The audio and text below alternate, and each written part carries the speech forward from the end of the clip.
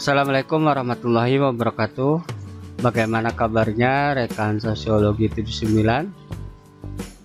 Pada kesempatan kali ini saya akan melanjutkan pembahasan sebelumnya tentang biografi dan pemikiran Karl Marx ya. Kali ini bagian yang kedua. Setelah bagian yang pertama kita sudah membahas tentang biografi perjalanan hidup Karl Marx ya. Terus kemudian dua konsep pemikirannya, yaitu tentang kerja dan hakikat manusia serta struktur-struktur sistem kapitalisme.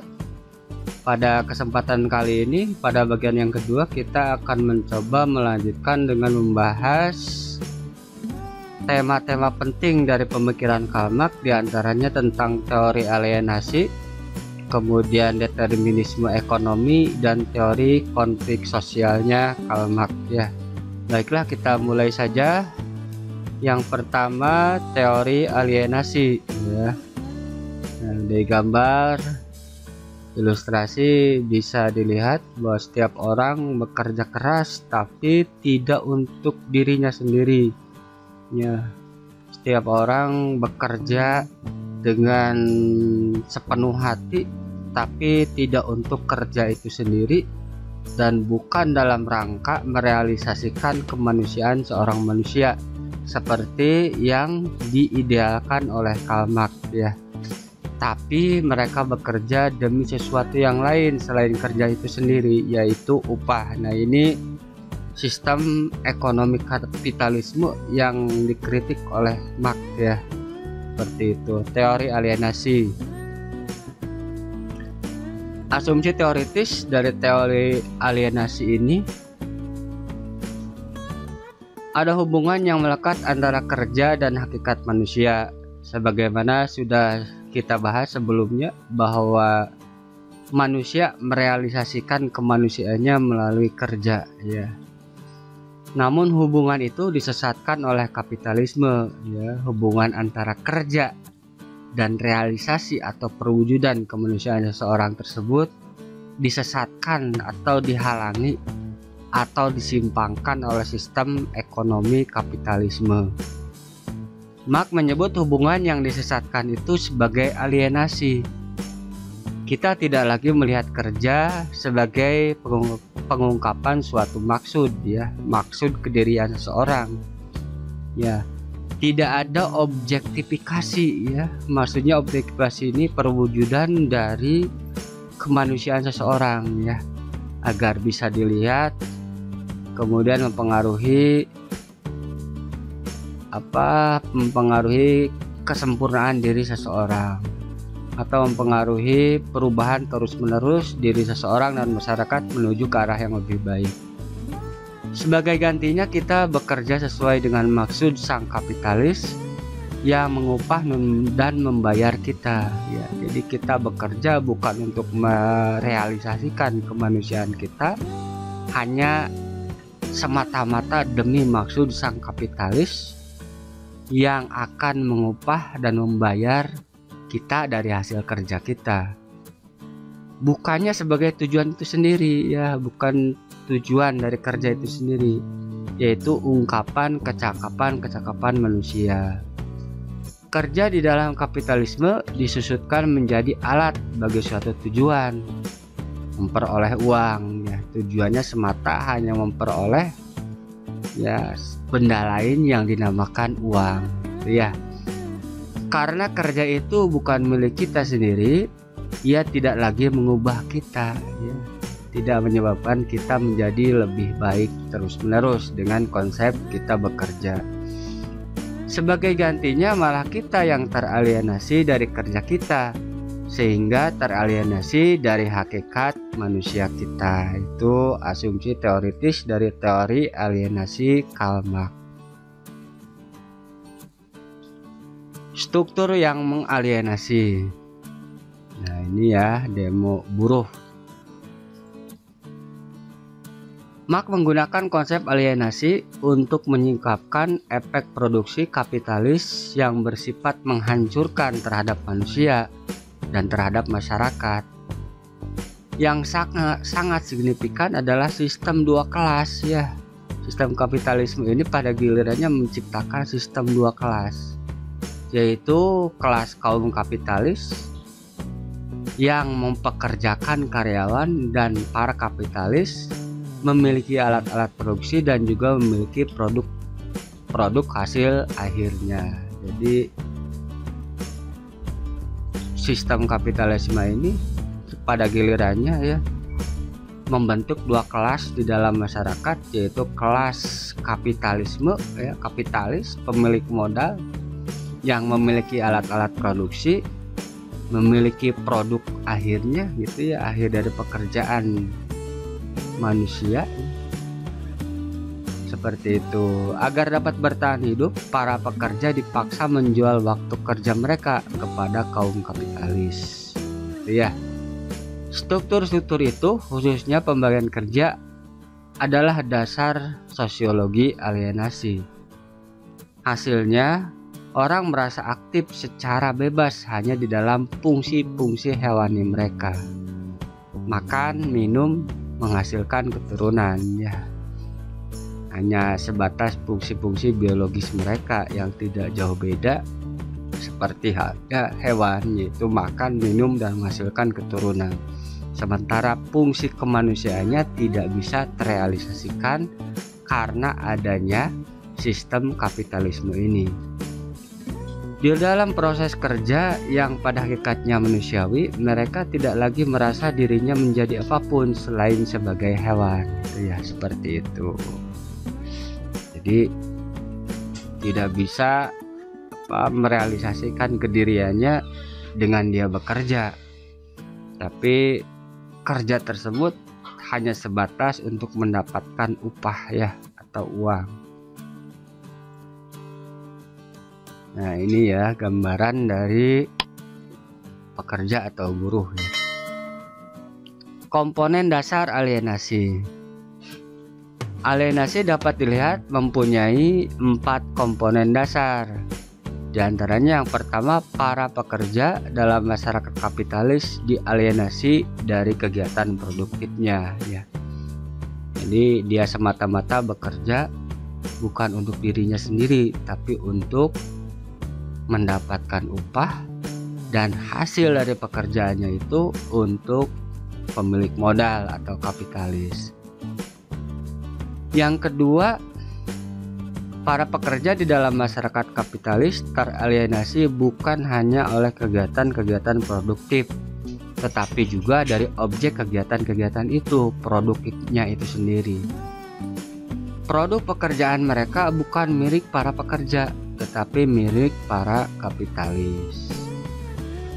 Para pekerja di dalam masyarakat kapitalis teralienasi dari para rekan kerjanya. Ya, karena tentunya terspesialisasi, sehingga seharusnya pekerjaan itu merupakan pekerjaan sosial gitu, saling bahu membahu, saling melengkapi. Dalam masyarakat kapitalis tidak seperti itu ya, malah timbul yang namanya seolah-olah sendiri-sendiri meskipun bersama-sama gitu ya. Para pekerja di dalam masyarakat kapitalis teralienasi dari potensi manusianya sendiri ya, tidak bisa terrealisasikan potensi manusianya dengan cara dia bekerja. Alienasi sebagai kontradiksi ya, atau pertentangan. Alienasi adalah suatu contoh jenis kontradiksi atau pertentangan yang menjadi pusat perhatian pendekatan dialektis Karl Marx ya, yang pada gilirannya sistem ini menghasilkan pertentangan sendiri yang pada akhirnya akan menuju kehancurannya asumsi Marx.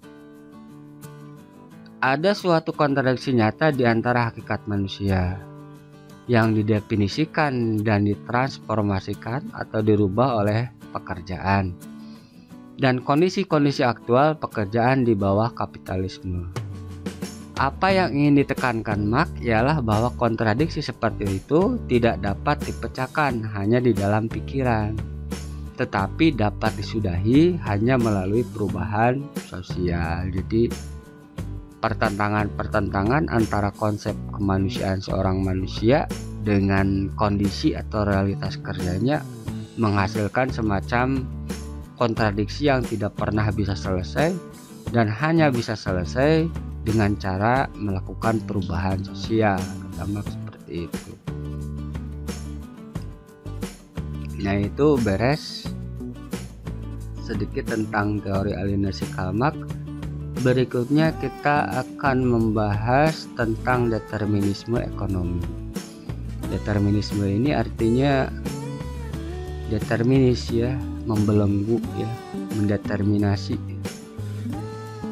Jadi penyebab di antara semua sebab ini determinisme ya, determinisme ekonomi.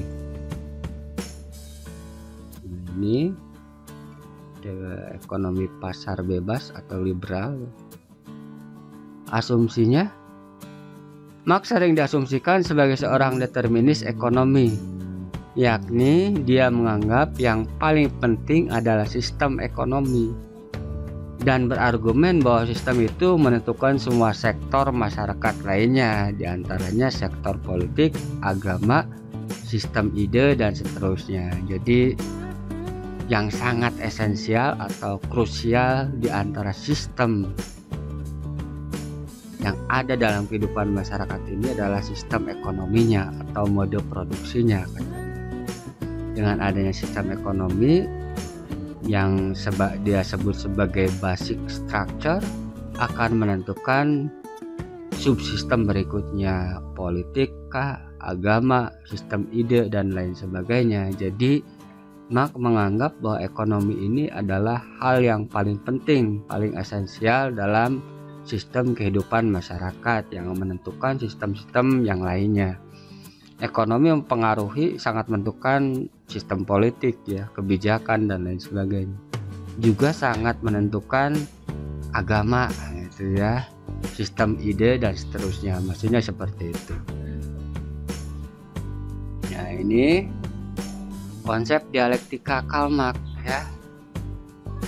Meskipun Marx beranggapan sektor ekonomi sebagai hal yang menonjol, namun sebagai seorang dialektis dia tidak sepenuhnya menganut pendirian determinis. Maksudnya penentu utama ekonomi ya, tidak sepenuhnya dalam kenyataannya Marx tidak sepenuhnya berasumsi seperti itu.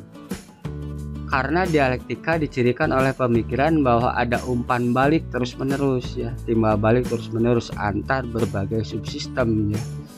Hubungan antara politik dengan ekonomi, hubungan antara politik dengan agama, agama dengan ekonomi, dan lain sebagainya.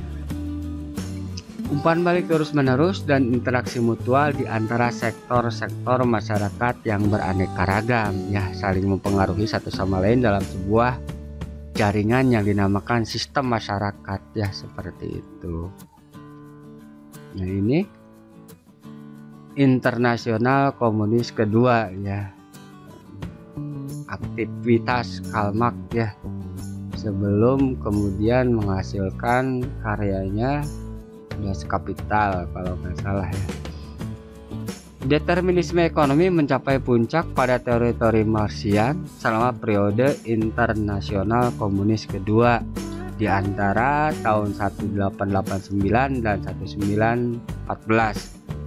Periode historis tersebut sering dilihat sebagai puncak kapitalisme awal ya, puncak kekejaman kapitalisme dalam menghisap buruh ya, di mana ledakan keuntungan dan kegagalannya menyebabkan banyak prediksi tentang ajalnya yang sudah dekat gitu ya. Keuntungan besar kemudian menggilas yang lainnya gitu ya. Jadi barbar ya, kehidupan sistem ekonomi yang sangat barbar. Siapa yang kuat, yang memiliki modal besar ya tentunya dia akan menguasai. Yang modal kecil, yang modalnya kecil akan gulung tikar. Ketika hal itu terjadi, maka hampir dipastikan akan menekan biaya produksi.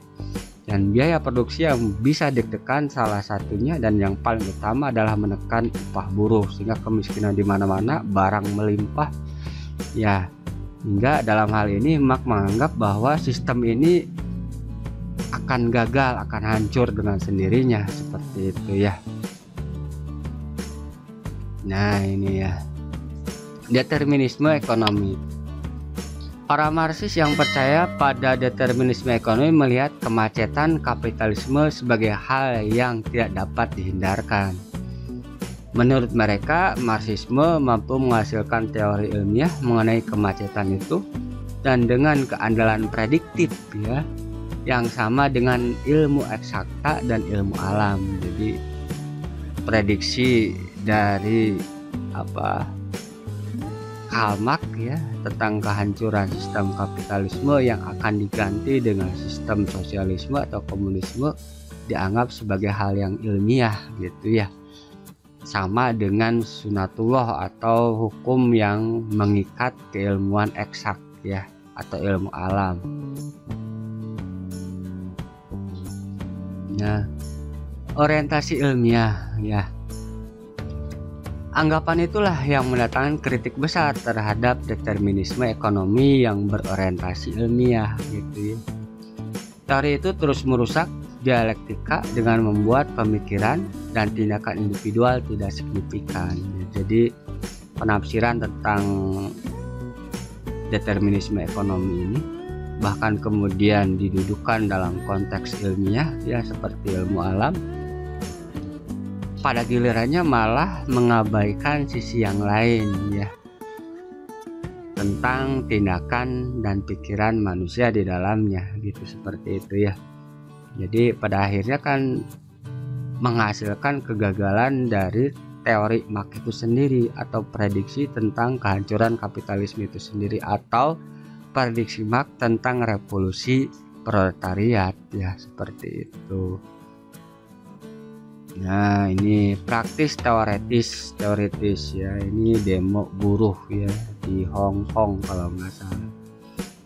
Dengan adanya keinginan Marx untuk memadukan teori dengan praktek, perspektif yang menghilangkan tindakan dan bahkan mereduksinya menjadi hal yang tidak penting tidak akan ada dalam tradisi pemikiran Karl Marx ya. Karena pada dasarnya Marx ini sangat mengutamakan teori dialektikanya, yaitu teori yang berhubungan terus-menerus saling menyempurnakan antara ide dan praktek ya, antara konsep teoritis dan praktisnya, seperti itu. Barangkali ini lebih condong pada pemikirannya Friedrich Engels ya, sahabatnya. Nah, ini itu sudah selesai tentang determinisme ekonomi. Selanjutnya kita akan melihat konsep Marx tentang konflik sosial gitu ya. Teori konflik sosial Karl Marx ya. Nah, ini seperti ini demo buruh ya. Kelas sosial dan kesadaran kelas ya.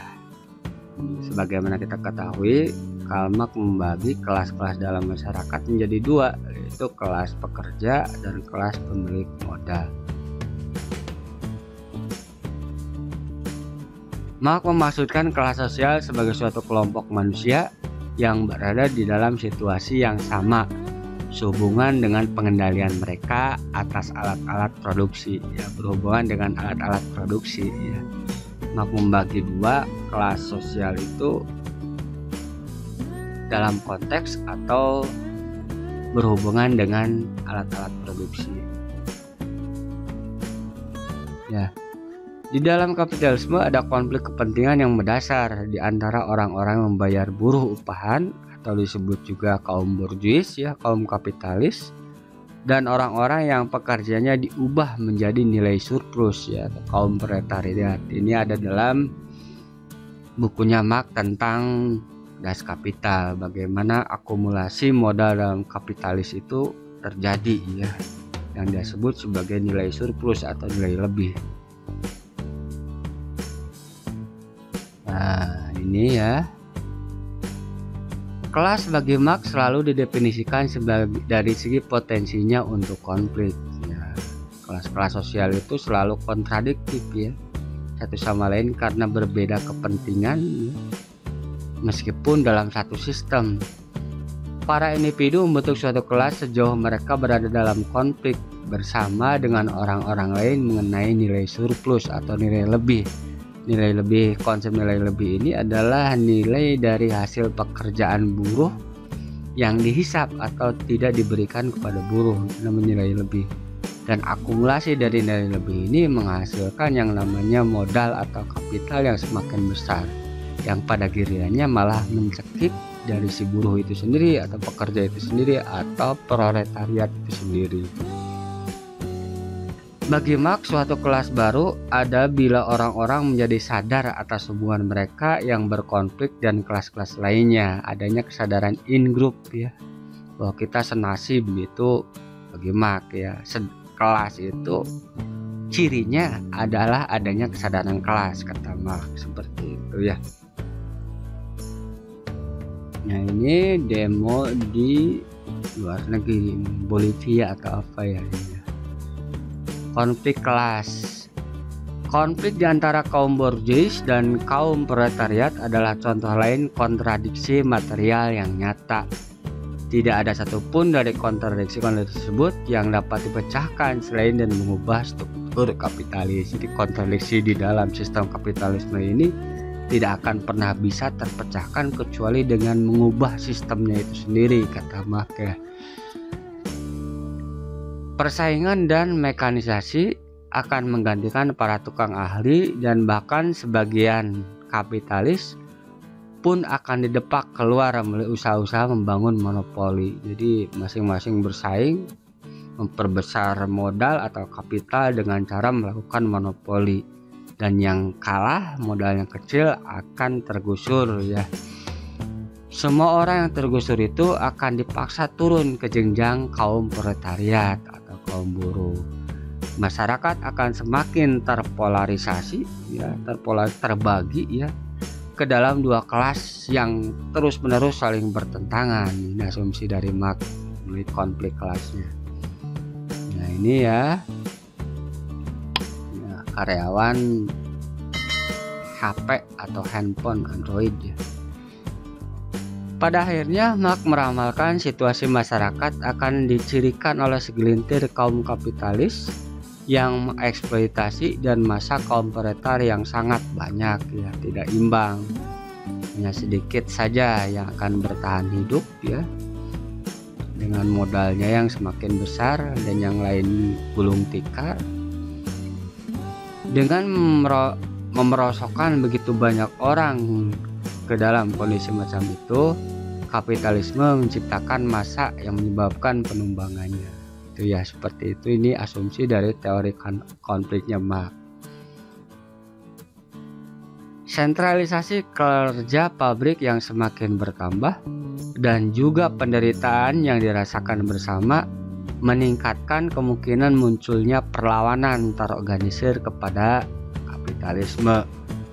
Kesadaran itu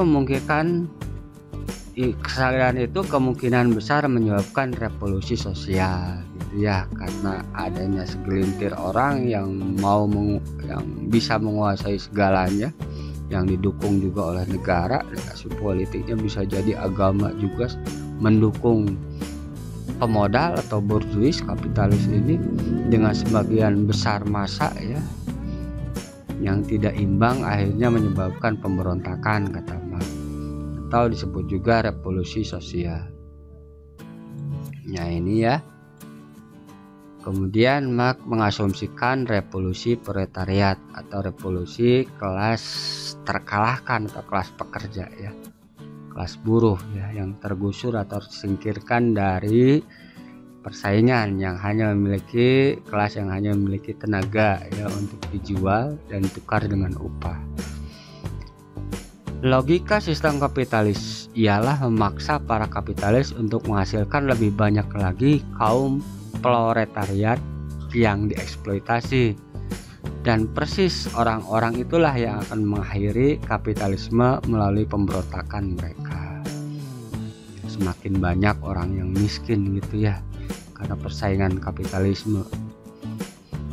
Bukan hanya revolusi proletariat, penghabisan yang dilihat Marx disebabkan oleh kontradiksi yang mendasari kapitalisme, tetapi juga banyak krisis pribadi dan sosial yang menimpa masyarakat modern ya, semakin kompleks krisisnya ya, karena adanya proses ya proses pemiskinan sebagian besar masyarakat ya, dengan adanya persaingan liar ya antara pemodal, menyebabkan sebagian besar massa termiskinkan ya. Hal tersebut menyebabkan krisis sosial dan krisis pribadi ya tentunya. Di sisi pribadi kita telah mendiskusikan beberapa segi alienasi gitu ya, orang yang tidak bisa merealisasikan kemanusiaannya ya, seperti itu. Nah ini ya, pekerjaan semakin sulit ya, karena banyaknya orang yang menganggur, seperti itu. Pada level ekonomi, Marx memprediksikan serangkaian bom dan depresi ekonomi tentunya ya, karena ketidakstabilan sistem kapitalisme ini. Pada level politik, Marx memprediksi meningkatnya ketidakmampuan masyarakat sipil untuk mendiskusikan dan memecahkan masalah-masalah sosial. Sebagai gantinya, kita akan melihat tumbuhnya suatu negara dengan maksud tunggalnya melindungi harta pribadi kaum kapitalis dan melakukan intervensi brutal sewaktu-waktu bila paksaan ekonomi yang dilakukan kaum kapitalis gagal ya. Jadi negara yang menjadi jonder atau ya pendukung dari kapitalis yang bisa menggunakan kekuatannya seandainya suatu saat kelas pekerja ini memberontak atau melawan gitu ya, seperti itu. Ini barangkali ya agak sedikit bisa terjawab ya dengan adanya demo-demo buruh akhir-akhir ini ya, seperti itu.